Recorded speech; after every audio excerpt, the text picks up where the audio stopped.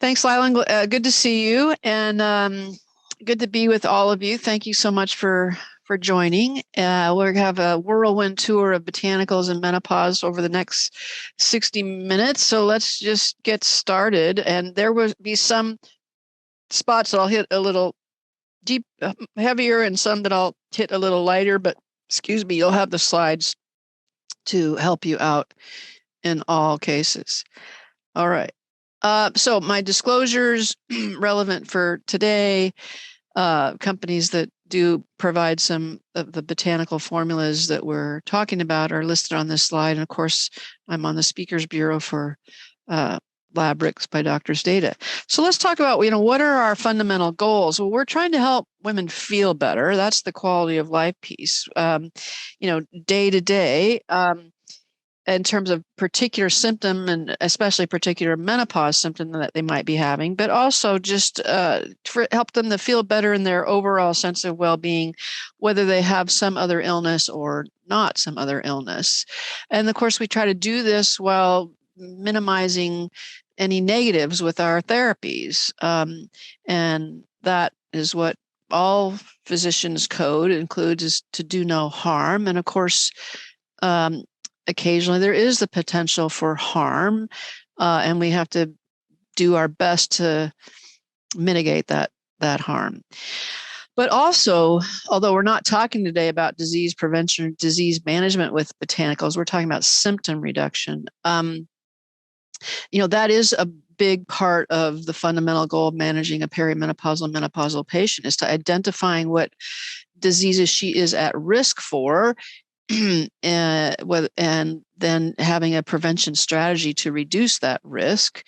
And she might also have other medical conditions, again, maybe not related to menopause, but for example, osteoporosis could certainly be one of those that is related to declining estrogen levels. But she could also easily have type 2 diabetes, easily have hypertension, et cetera.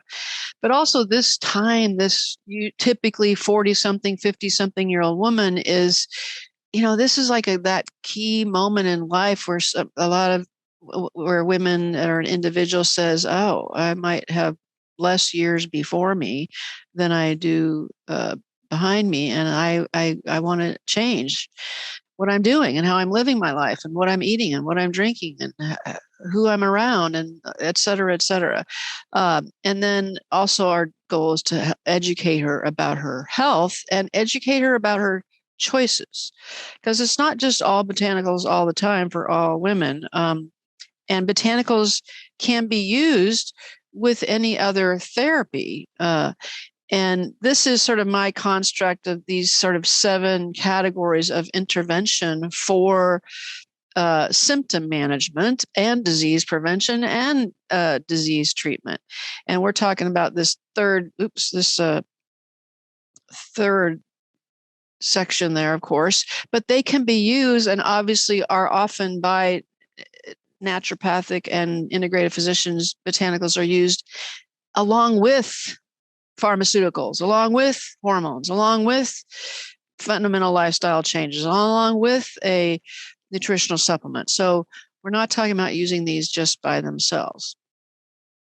Let's start, though, with the numero uno botanical in perimenopause, menopause symptom management, and that is black cohosh.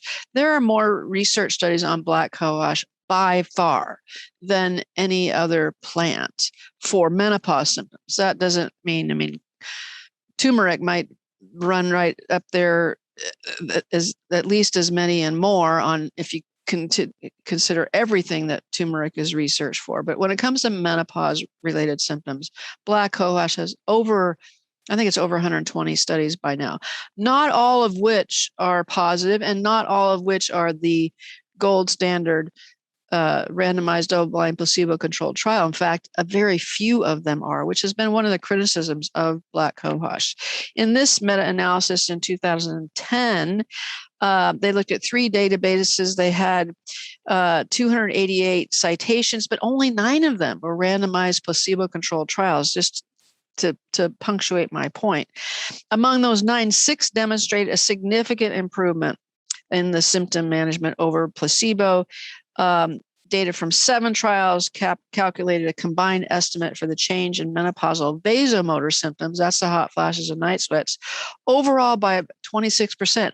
That's not a great number. It's something, but you'll see individual studies where the typical symptom relief of hot flashes, night sweats is, 45, 50% reduction. So that hopefully just gives you a little bit of a feel. And also these studies are kind of all over the map in terms of, is it just black cohosh powdered root? Is it black cohosh in a standardized extract given at 20 milligrams twice a day, or 40 milligrams once a day, or 40 milligrams twice a day? Or is it a tincture, or is it a super duper low dose? It's really all over the map. And some of them are, of course, there are studies of black cohosh in combination with some other herbs. So I know that one question that's on people's mind is black cohosh safe for women who've had breast cancer, and then for the women who've had breast cancer or have breast cancer and are taking tamoxifen. And tamoxifen is given to a selection of breast cancer patients, typically premenopausal, who are suffering from hot flashes and night sweats because of taking the tamoxifen, or perhaps because they've gone off their estrogen therapy that they were on, and now they're on tamoxifen.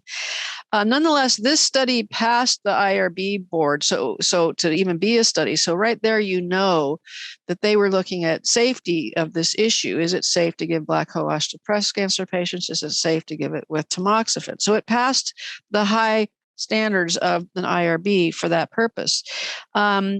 And this was a standardized extract for 6 months. They were evaluated with a typical thing called the menopause rating scale, 1 month, 3 months, and 6 months. And the total menopause rating scale score for women on the black cohosh reduced from 17.6. So the higher the number, the more symptoms they had. And it came down to 13.6. So that was a statistically significant reduction. And this particular symptoms on the menopause rating scale, there are individual symptoms, but the ones that were particularly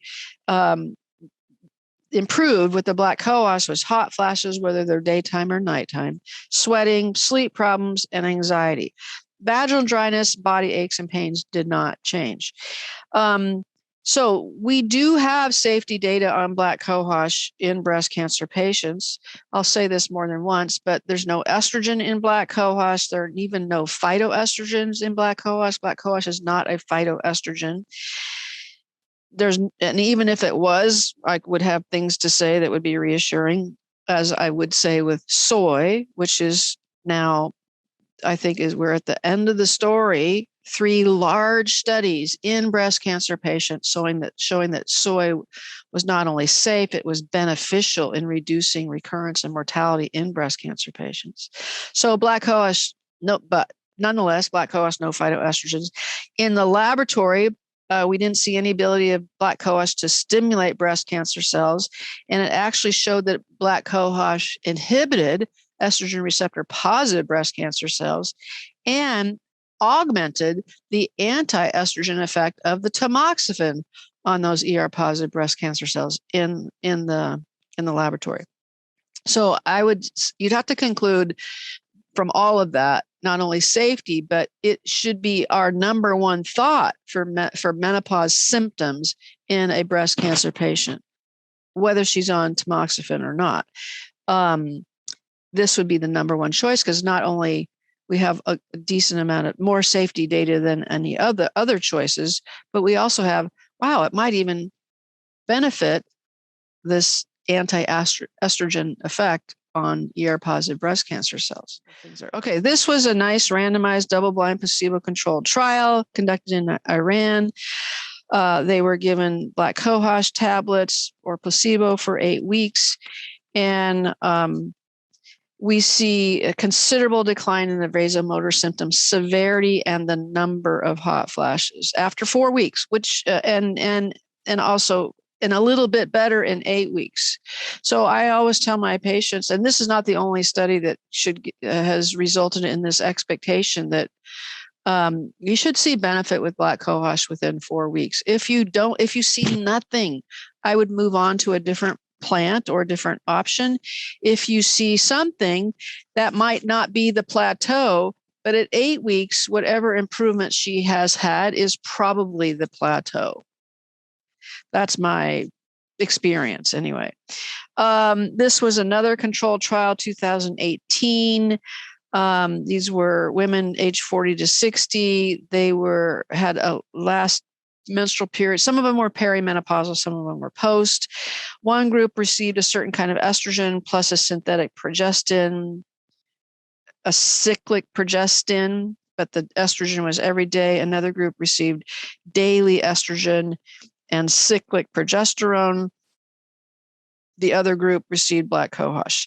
So the first thing we would say is they used something called the Curcumin index, which is a classic menopause symptom rating scale. It decreased after 3 months in all the groups, hormones groups and the black cohosh group. But group A, the estrogen plus the synthetic progestin, and group B had lower anxiety scores. And group C didn't seem to have any changes in anxiety or depression.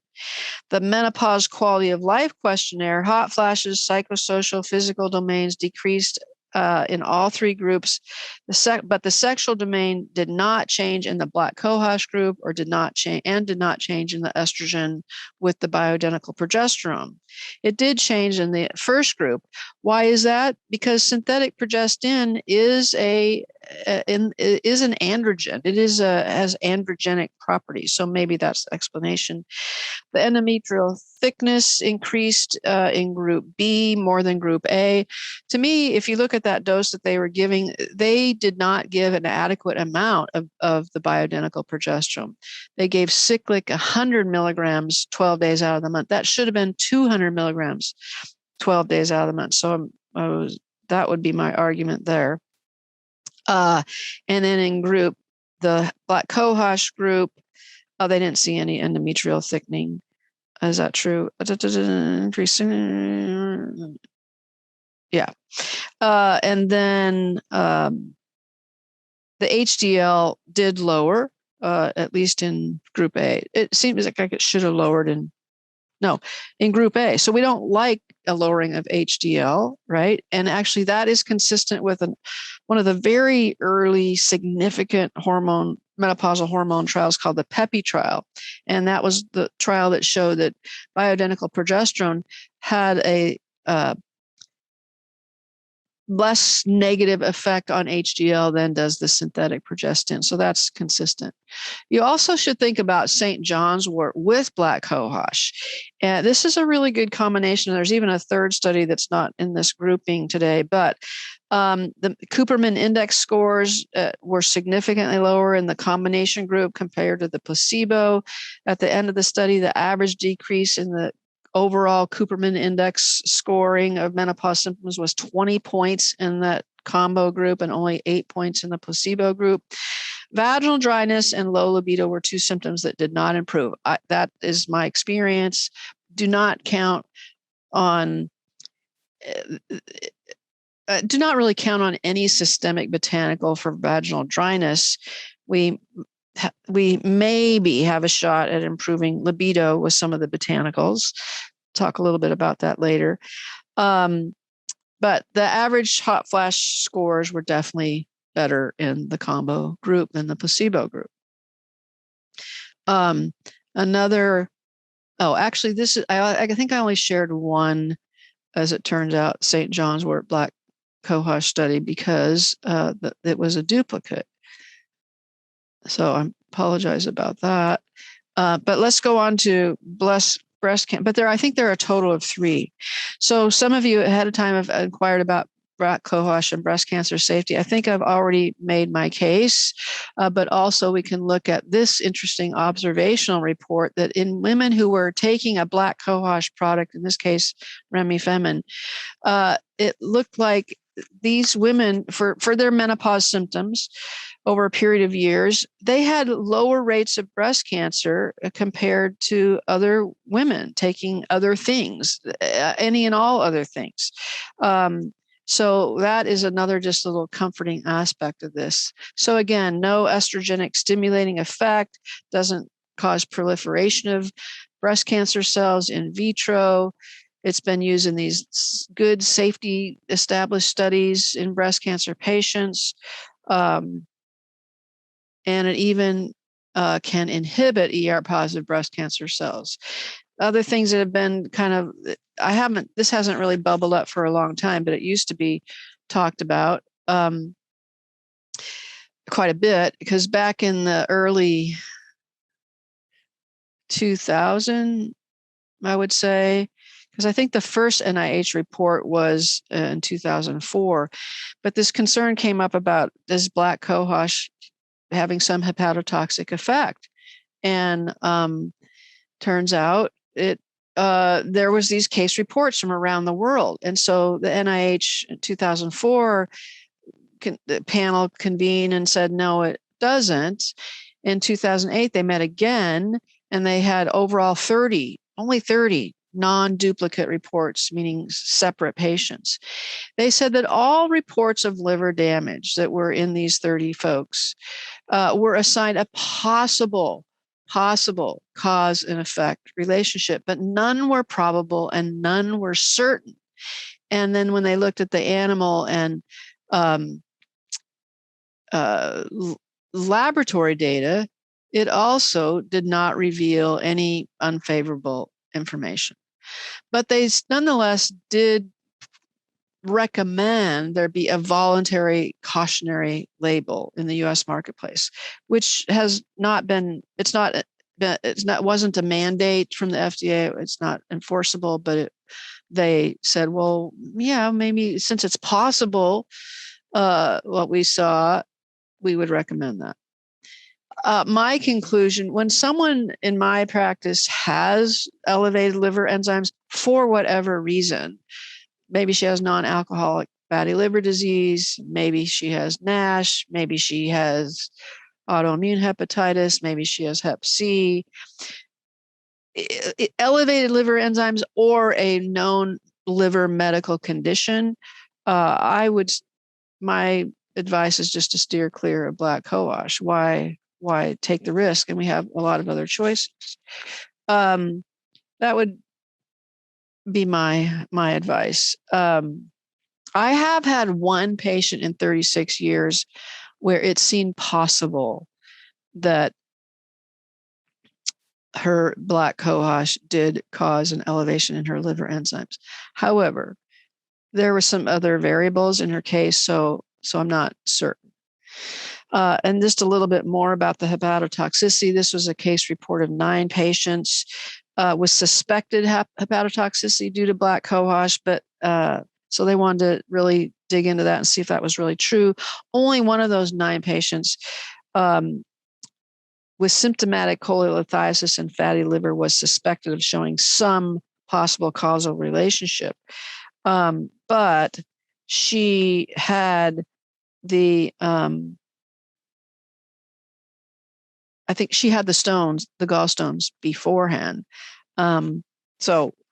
But did they become more symptomatic on the black cohosh was the question. There's a little interesting little tidbit here that was done in vitro relative to cancer patients who are on different conventional medications. So black cohosh in vitro did increase the cytotoxicity of 2 chemo drugs there, doxorubicin and the docetaxel. So that might be, at first blush, an appealing interaction of like, oh, I can improve the chemotherapeutic effect of these 2 drugs if she is taking black cohosh for her miserable hot flashes and night sweats. But the other possibility is that what if you are also perhaps increasing the side effects of possibility of those drugs? That's the question I have for you. It did in vitro decrease the cytotoxicity of cisplatin. So my take home on that is if they're on cisplatin for their cancer, more likely an ovarian cancer, I would prefer to avoid black cohosh. They're taking a big drug, hoping for meaningful results. I don't want to interfere with that. It didn't seem to have any interference with radiation or cyclophosphamide. So summary, you can see there, again, doesn't have any estrogenic effect, doesn't contain phytoestrogens, safe in breast cancer patients, probably not a cause and effect relationship with hepatotoxicity. How it works, we don't really know, but the latest thinking is it acts as an SSRI, and we know that SSRIs can be used for a decent effect on hot flashes and night sweats. So that is the going thought. Curcumin. You might not have run across this. It was not too long ago. Curcumin for hot flashes. And they were given, there were 3 groups. One group got curcumin 500 milligrams twice a day for a couple months. The second group got vitamin E 200 units twice a day. And the third group received a placebo twice a day. The average number of hot flashes in the curcumin group and the vitamin E group was significantly lower than the placebo group after 8 weeks. The first significant difference actually started in the curcumin group. So it started in decreasing the hot flashes sooner than the vitamin E group. And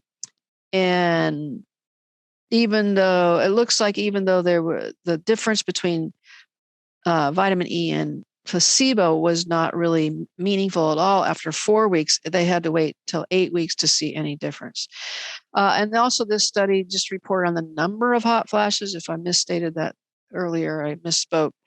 If I said that earlier, I misspoke. It's only on the number. It didn't report on the severity, which is kind of unfortunate because you want both. And if I were to pick one over the other, I'd prefer to maybe see decrease in severity. But this was only looking at number of. There were no differences in anxiety, sexual dysfunction, or other menopause symptoms between curcumin, vitamin E, and the placebo. Kava has a lot of clinical applications relative to perimenopause and menopause, not just hot flashes, but anxiety and insomnia and even acute anxiety attacks. So I really like this plant for that scenario. She's got hot flashes and now she has an anxiety disorder, or she didn't before, or now her anxiety disorder is worse. But whatever you use for their general anxiety, whether it's theanine, GABA, a lavender extract, or kava, you can also use kava for acute of those. I find that kava is much more is a very reliable intervention for acute anxiety as needed. But it can also help with hot flashes. And these 3 studies, basically, all that gobbledygook, Cooperman index, the ASI is the anxiety state index, the HAMA is the Hamilton anxiety scale, and then there's another one. What's the DSI? Is the CGI is the clinical global impression scale, and the am I missing one there? The DSI is the Depression Status Index. So significant improvement in 2 of these scales and their daily symptom diary with Kava, a significant improvement in these 2, general menopause scale and the anxiety scale and the depression scale. You see things starting at week 4 here and week 8 improvement. And this was anxiety in menopausal women. The women that got the estrogen plus the Kava did better than just the estrogen alone. That's a good example of being able to use both. And this just highlights the second study on that group. So 300 milligrams per day.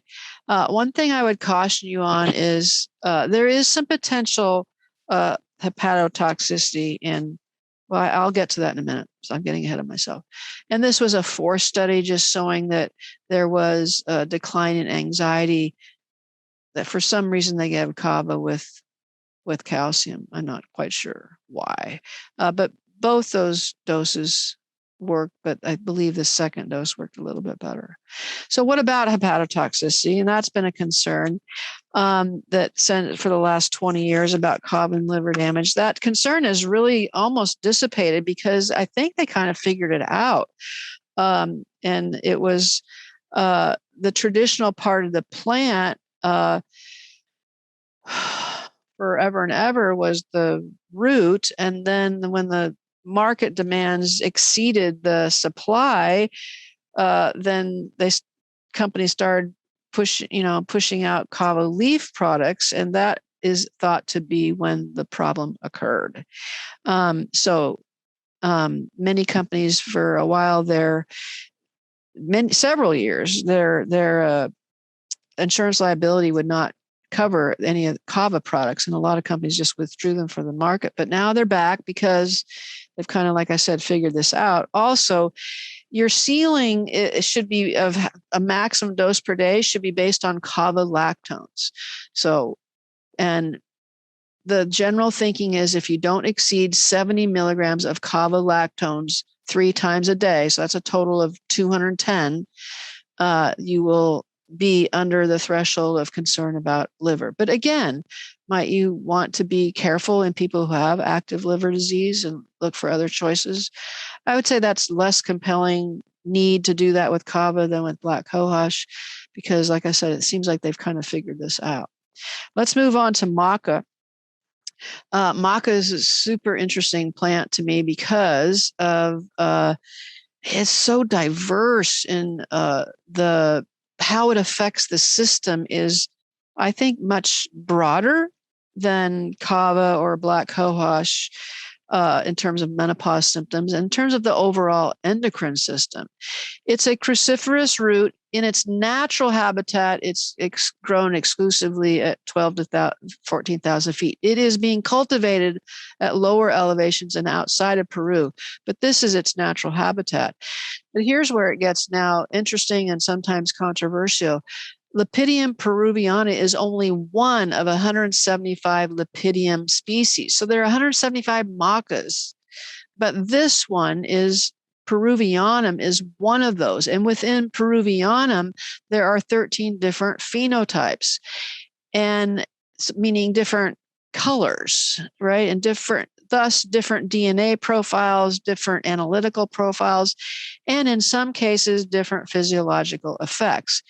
And your run-of-the-mill maca product on the market is not really identifying all of this, but it can be identified. And that, in fact, this is the latest kind of, I think, report that clarifies, there are differences in these maca products. Even if you take Lepidium peruvianum, that one, remember that's one of 175, and there's even 13 different ones of those. But it matters what altitude it grows at. It matters what country it's being grown at, in different soils, not just different altitudes, different soils. And even they're finding some things about storage, but this study more reports on that there are differences in altitude. And the samples fell into 3 clusters based on country of origin and processing. Country of origin, where it was grown, was the largest source of variance in the alkaloids and the glucosinolates, followed by color.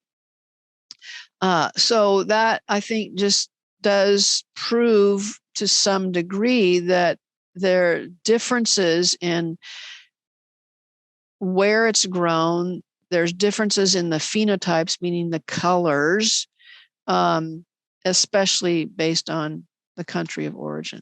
And this was some of the earlier research that I was really introduced to on maca. This is a particular proprietary product. They had symptom relief at the 2-month interval, but no real effect on hormones of any kind. But at 8 months, not only did they get these symptoms being improved, VMI stands for vasomotor instability, which is hot flashes and night sweats. But now we see, wow, it actually, this plant affected some of these blood levels of hormones. And this was in postmenopausal women, when those ovaries are considered kind of senescent. So how is that happening? It is classified as adaptogen. Is it affecting adrenal output? That would be a good theory, I think.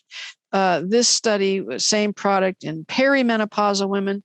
Over 3/4 of women had a reduction in all of these symptoms at a dose of 1,000 milligrams twice a day.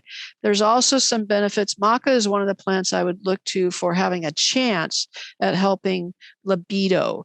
And this study was looking at just a different species. Well, is this Mayani and Peruvianum are sometimes interchangeable? It could be the exact same species. It maybe is not, but this was just a powdered maca. But even with that, there was significant reduction in anxiety, depression, and improvement in sexual function. So not a reduction, but improvement in sexual function. This was also a review. It only had 4 studies, even though it said systematic review. 2 of those studies were in menopausal women that did show an improvement in libido, in cyclists. I don't know why they picked on cyclists, but it didn't seem to really show anything. But in men, there was some improvement in erectile dysfunction as well. And there's some manufacturers that would assert that there's a different phenotype more for men. I think it's a black maca than the phenotypes for women. This is, we also find that sexual dysfunction can be disrupted from SSRIs. And this showed that the 3.0 grams had a significant improvement in these 2 sexual function questionnaire scales. And the 1.5 gram had no change. That last bullet point should say libido improved significantly, but not by dosing low. It did improve with the 3 grams. Another study showing that you could use maca 1,500 milligrams twice a day, who had sexual dysfunction induced by the SSRI. It was only the postmenopausal women who were taking the maca who had an improvement in orgasm compared with placebo, and only premenopausal women taking the maca who had an improvement in arousal disorder. There was a significant correlation between the testosterone levels and sexual functioning at the endpoint.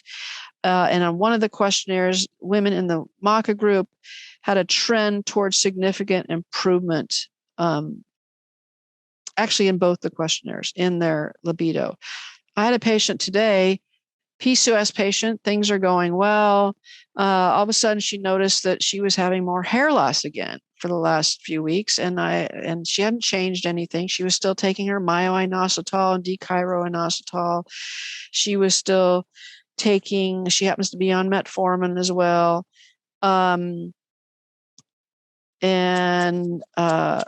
What else was she taking?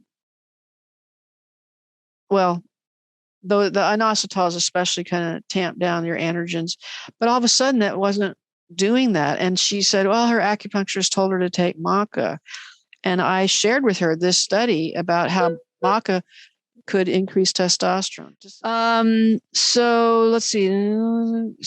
Yeah, a significant correlation between the testosterone levels and sexual functioning. But was there an improvement in libido? So arousal and orgasm is not the same as libido. But the SSRIs do particularly affect the arousal and the orgasm. So that's good news for maca and SSRI-induced sexual dysfunction. Okay, pine bark. There are 3 studies here on pine bark. So check those out. There were 2 different doses. One was 100 milligrams twice a day. One was 100 milligrams once a day, and one was even 30 milligrams twice a day. But if we go back to the first one here, so they all showed benefit as soon as 1 month. Anxiety, hot flashes, mood, sleep. In the first one, in the second one, greater improvement in hot flashes compared with the untreated. And then this one, 30 milligrams twice a day, also improved hot flashes, night sweats, and sleep problems. So you might have more things benefit from the higher dose, but even this smaller dose, because pycnogenol or pine bark is a pretty spendy product. But look at this, even with this last study, 30 milligrams twice a day, 56% decrease in the Curcumin index of this host of approximately 100, of approximately 12 symptoms with pine bark. Okay, so now we're talking about what's called Siberian rhubarb, and this is a product, to my knowledge, only available through one company. So these are 3 studies. This one was in perimenopausal women. One nice little tablet of this extract, a 250 milligram tablet containing 4 milligrams of the dried extract. These were 3 pretty good studies in terms of how they were designed. The total menopause rating scale decreased after 12 weeks. That doesn't mean it doesn't start sooner, but in the end, the score decreased was statistically significant compared to placebo. And second study, same thing, just 1 little tablet a day, decrease in the menopause rating scale. The most pronounced improvement was in the first 3 months. It might take Siberian rhubarb a little longer to work than black cohosh, but for hot flashes, irritability, sleep problems, mood, it's definitely a contender. We did a little in-house study at the invitation of the company that sells it, and we found that the women that it worked best on were the women that had more severe menopause symptoms. It didn't really work much for the milder folks. And then the third study, improvement in anxiety, general menopause rating scale, well-being, and quality of life. So I think those are the only 3 studies on that product, that / plant, and menopausal women. You might not have thought of saffron for hot flashes. Saffron's getting a lot of traction right now for depression and even major depression. And this study looked at both hot flashes and depression, and at a nice humble little 15 milligrams twice a day. And it looked like there was improvement in both depression and hot flashes. So very nice kind of addition. And if my menopausal woman had also hot flashes, depression, and fibromyalgia, I would definitely be thinking of saffron. There's 1 study on saffron and fibromyalgia. Here's another look at St. John's wort. So you can, might you be thinking about using it by itself for hot flashes? I don't really think so. After 12 weeks, a non-significant difference, a little bit in favor of St. John's wort, but not statistically significant in the hot flash frequency or the hot flash score. But it did improve their general quality of life, probably improved their mood. Another study looking at a nice little old-fashioned tincture, and this is a bit to tease out. I don't want to take the time, but it showed that it worked, started to work within the first month, but more improvement in the second month. For the best on what we're looking at, hot flash frequency or severity or duration. In terms of frequency, it took more like it took you had to wait till 2 months. In terms of frequency, it looked like, or in terms of duration, it looks like, again, 2 months. Severity, again, more like 2 months. So it looks like it takes a little bit longer. But a great use of St. John's wort is women who have hot flashes and depression. That to me is classic. But I would probably be more drawn to the St. John's wort with the black cohosh for that scenario. But you can possibly expect some improvement in some generic menopause symptoms in depressed women. Valerian, we think of that for sleep. This was interesting because it improved. They took it twice a day. Historically, I had given Valerian just before bed for sleep, but these women took 530 milligrams twice a day. It didn't make them sleepy after that first dose, which is sort of like, and then does it make them sleepy before bed? I don't know. But overall, about a third of the women had improvement in their sleep quality. And of course, sleep is a big thing in menopause, whether they have night sweats or not. But turns out Valerian might also help hot flashes in terms of less severity and fewer in number. There's a lot of different combination products out there you might have run across or might want to check out. Some come and go in terms of they're called, like, I think that Estrogen has gone by different names from different companies because there was a sort of supplier offering it to different companies, and then they named it their own name. And I'm just looking at the time, so I don't kind of want to see if I can get a little faster here. Ashwagandha and sexual dysfunction. And now these were not menopausal women, 21 to 50. So not really our target population here.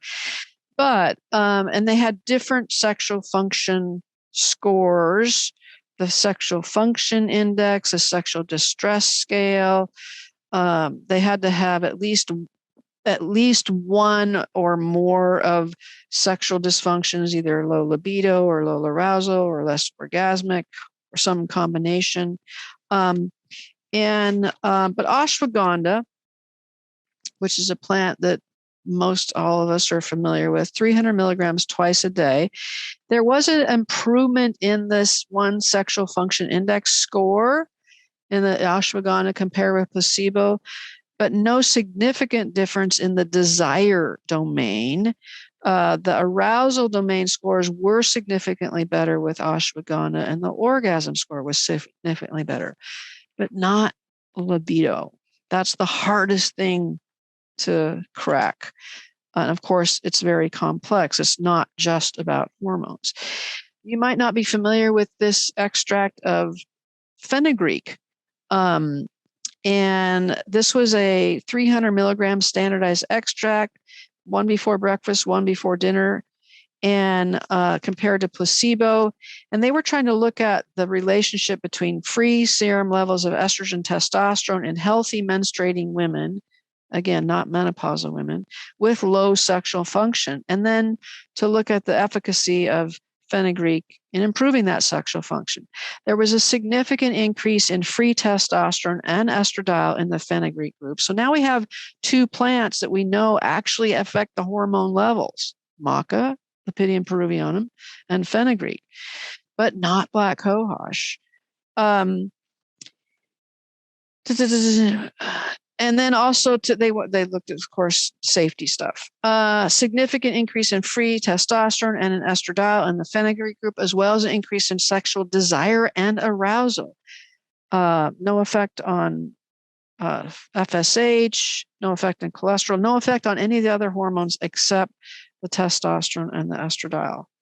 And they didn't change the menstrual cycle. Ginseng is another thing you might think about, improving possibly now also the domain of desire, not just arousal and orgasm, but possibly the domain of desire as well. And possibly improving some other menopause symptoms, hot flashes, mood changes, fatigue. I would definitely think of ginseng in the picture if she was having some menopausal symptoms that included fatigue. I'm going to skip over this one. Tribulus is interesting. I do like this herb in the libido formulas, but in this particular study, they had two different sexual function scales, and it was a study of Brazilian women, and only the sexual function scale that they actually typically use in Brazil showed a benefit. But it didn't show a benefit in the other sexual function scale. But this plant also did increase free and bioavailable testosterone. So again, that's a bit unique. And then before we get to some questions, Lylan, we didn't go over all the herbs that have research. So there are other herbs that have research in hot flashes and VMI, again, vasomotor instability. Things that we didn't talk about there's a study on Schizandra, a few studies, I think 6, half and half on red clover. And I kind of don't include it much in my talks anymore because my personal experience with patients has not been, all that promising. But we talked about most of these. There's even a little bit around about sage, not just historically, but a little bit of research as well. So these are the herbs that I am aware of that have published research in hot flash data. And then what about hot mood and sleep, as well as hot flashes? So I've sort of, in my mind, this is my list. If they have that scenario, hot flashes, mood problems, and sleep, I'm going to be thinking of some kind of something from this list or a combination of things from this list. If they have a menopausal issues, including depression, maybe not only depression, but including depression, I'm going to choose from this list. And we talked about St. John's wort with black cohosh and mood. Certainly we talked about St. John's wort with mood in menopausal women and hot flashes. And then that saffron and turmeric study. And what if they're having menopause symptoms, including anxiety as a dominant symptom?